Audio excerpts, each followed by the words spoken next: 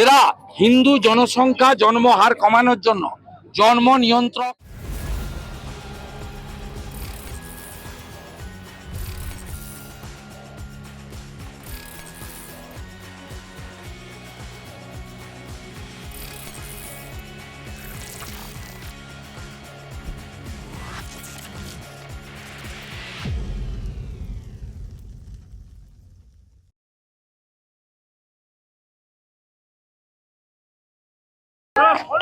একদম অবৈধ কাজ করছে। কালকেও যে নন্দীগ্রামে গৌরাঙ্গ ঘোড়াকে তুলেছে, বিএনএসএ দেখবেন 35-এ নোটিশ দিতে হয়। ওখানেও যেটা করেছে পুলিশ রাজ, তবে হুমায়ুন কবিরই বলতে পারবে। কিন্তু গোটা রাজ্যে যে এনাদের পিসি ভাইপোর বিরুদ্ধে যে কথা বলবে পুলিশকে লেলিয়ে দেবে, এটা অত্যন্ত স্বাভাবিক। এই জন্যই তো পশ্চিমবঙ্গ জুড়ে আওয়াজ তোলা উচিত নো ভোট টু মামা। শাসক দলের বেশ কয়েকজন এমএলএ আমার সঙ্গে যোগ দিতে চাইছে, আমি বলেছি নেব না, যা ক্যান্ডিডেট হবে ফ্রেশ ক্যান্ডিডেট। আমি এসবের উত্তর, আমি তো আর ওদের ওই জামাতের পার্টি করি না, আমি উত্তর দেবো কি? আপনি ওকেই জিজ্ঞেস তাতে কি হয়েছে? আপনাদের জি 24 ঘন্টার মাথা ব্যথা হতে পারে, আমার কোনো মাথা ব্যথা নেই। কারণ অভিষেক এবং তার পিসি দুজনেই গত লোকসভা নির্বাচনে পাড়ায় পাড়ায় ঘুরেছিলেন অধিকারী মুক্ত পূর্ব মেদিনীপুর করতে। পিসি ভাইপো মুক্ত পূর্ব মেদিনীপুর হয়েছিল। অভিজিৎ গাঙ্গুলি 80,000 ভোটে আর সৌমেন্দু অধিকারী 50,000 ভোটে জিতেছিলেন। 16টা বিধানসভার মধ্যে 15টাতে বিজেপি লিড নিয়েছে। 16টা সিটই মোদিজিকে উপহার দিবে পূর্ব মেদিনীপুর শুধু নয়, পশ্চিম মেদিনীপুর ঝাড়গ্রামও একই সঙ্গে। অবিভক্ত মেদিনীপুর, আমরা প্রশাসনিকভাবে বিভক্ত না, আমরা সবাই এক। আমরা শূন্য করব 35টা আসনে, শূন্য করব, সব সিট মোদিজিকে দেব। প্রতীক দেখে ভোট হবে, প্রার্থী দেখে নয়। নেতা একজন, তার নাম নরেন্দ্র মোদী। আর পিসি ভাইপোকে বলবো ঘন ঘন আসুন, যতবার আসবেন 10,000 করে ভোট বাড়বে। আর আমি ডেলি সেবা দিই, নতুন করে ভোটের আগে সেবা দান করে চটকদারিকে নন্দীগ্রামের হিন্দুরা ওই ফাঁদে পড়বে না। একটা প্যারাসিটামল ট্যাবলেট দিয়ে হিন্দুদের ভোট নেওয়া যাবে না। আমি আগামীকাল নন্দীগ্রামের হিন্দুদের আবেদন করব, এই তৃণমূলের চোরের টাকায় সেবাশ্রয়ে যাবেন না। এরা হিন্দু জনসংখ্যা জন্মহার কমানোর জন্য জন্ম নিয়ন্ত্রক ট্যাবলেটও দিয়ে দিতে পারে। এরা হিন্দু সংখ্যা কমানোর জন্য পারে না এমন কোনো কাজ নেই। তাই তৃণমূলের ট্যাবলেট খাবেন না, তৃণমূলকে দিয়ে রক্ত টেস্ট করাবেন না, আপনাদের কিন্তু জন্ম নিয়ন্ত্রণ করে দিতে পারে। মৃত্যু। भारत माता की, भारत माता की जय जय श्री राम, जय जय श्री राम। সমবেত রাষ্ট্রবাদী দেশপ্রেমিক অরণ্য সুন্দরী জঙ্গলমহলের গোপীবল্লভপুর বিধানসভার সাতরাইল এবং পার্শ্ববর্তী বিভিন্ন এলাকা থেকে আগত গণদেবতা, জনতা জনার্দন ভদ্রমন্ডলী, আমি আমার আদিবাসী সমাজের বন্ধুদেরকে জোহার জানাই। আমাদের উপবিষ্ট সমস্ত মানুষকে শ্রদ্ধা, সম্মান, শুভেচ্ছা, অভিনন্দন জ্ঞাপন করি। মাতৃমণ্ডলীকে শ্রদ্ধা এবং ভক্তি ভরে বন্দন করি। আপনারা জানেন যে এটি আমার হাইকোর্টের অনুমতি নিয়ে 102তম কর্মসূচি। গত 5 বছর এই যে মমতা ব্যানার্জি তার কোম্পানি পশ্চিমবঙ্গ পুলিশকে এত অধঃপতনে নামিয়েছে, এত ইতরে পরিণত করেছে। এরা রাজ্যের প্রধান বিরোধী দল বিজেপি, যে দল 2,33,00,000 মানুষকে প্রতিনিধিত্ব করে,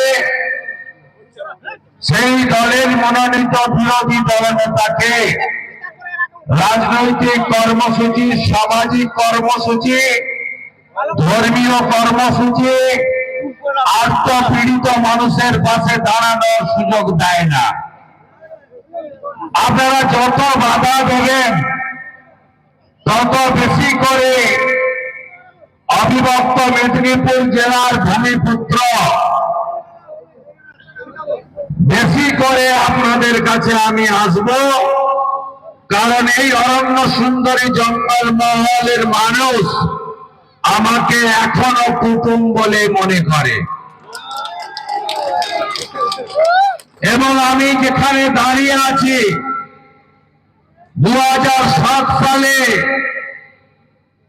2010 সালে কালী পুজোর দিন আমি চুনপাড়াতে এসে এদের হাতে নিহত উত্তম মাহাতোর দেহ আমি তুলেছিলাম। এই জায়গা আমার অতি পরিচিত জায়গা। আমি ধন্যবাদ জানাই জেলা সভাপতি তরুণ নেতা তুফান মাহাতোকে, আমাদের এই বিভাগের যিনি বিভাগ কনভেনার হিসেবে কাজ করছেন আমার অতি প্রিয় তরুণ আইনজীবী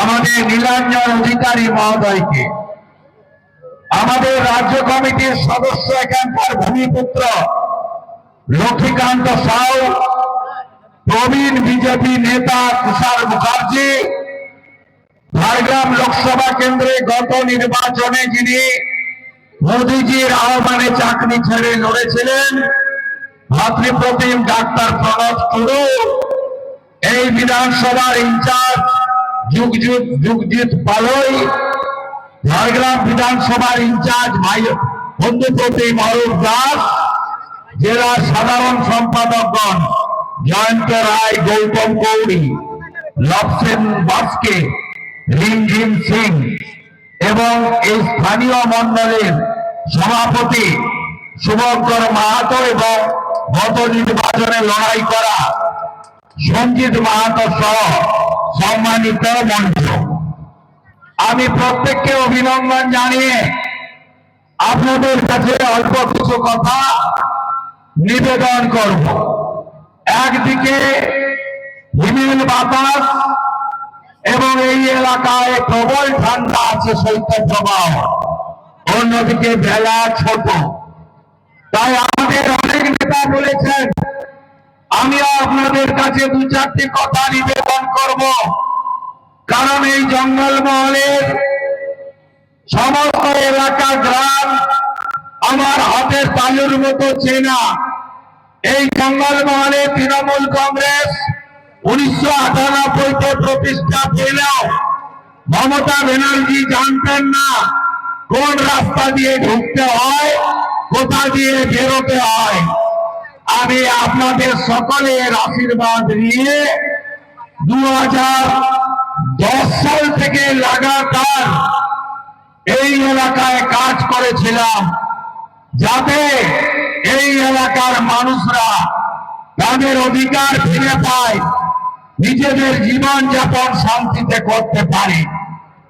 আজকে যিনি তৃণমূল কংগ্রেসের রাজ্যের নাকি সম্পাদক ছত্রধর মাহাতো মহোদয়, তিনি এখানে জনসাধারণের কমিটি তৈরি করেছিলেন 2007, 8, 9 সালে। আপনারা জানেন কিভাবে মাইলের পর মাইল জঙ্গলমহলের বৃদ্ধা সবাইকে হাঁটাতো মিছিলে, মাইলের পর মাইল।